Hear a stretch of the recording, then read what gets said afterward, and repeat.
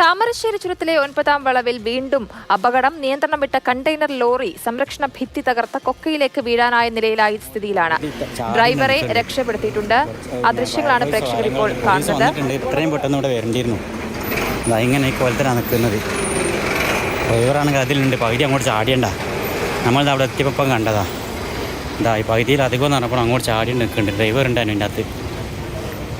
ഇതാ അവസ്ഥ. ഏതെങ്കിലും വണ്ടി ഒന്ന് തട്ടിക്കുകയാണെങ്കിൽ അങ്ങോട്ട് ചാടിപ്പോവും.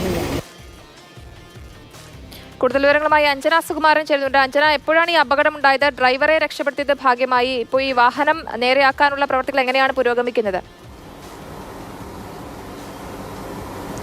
തലനാരിഴയ്ക്കാണ് ഏതായാലും വലിയൊരു അപകടം ഒഴിവായി പോയത്. അല്പം മുൻപാണ് താമരശ്ശേരി ചുരത്തിൽ ഈ ഒരു അപകടം ഉണ്ടായത്. 9ാം വളവിലായിരുന്നു അപകടം നടന്നത്.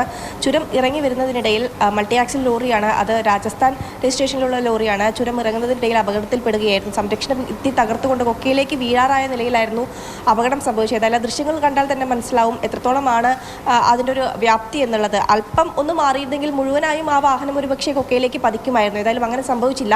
ഡ്രൈവറും മറ്റൊരാളുമാണ് ആ വാഹനത്തിൽ ഉണ്ടായിരുന്നത്.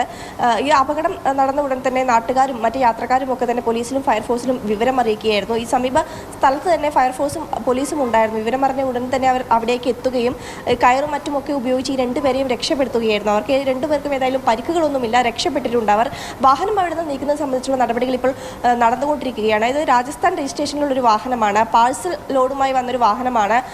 പാഴ്സൽ ലോഡുമായി വന്നതാണ്. അതിൽ 2 വീലറും മറ്റും സാധനങ്ങളും ഒക്കെയാണ് ഉള്ളത്. അപ്പോൾ അതുകൊണ്ട് തന്നെ അതിൽ വെയിറ്റ് കൂടുതലായിരുന്നു, അല്ല ലോഡ് ഉണ്ടായിരുന്നു. അപ്പോൾ അതുകൊണ്ട്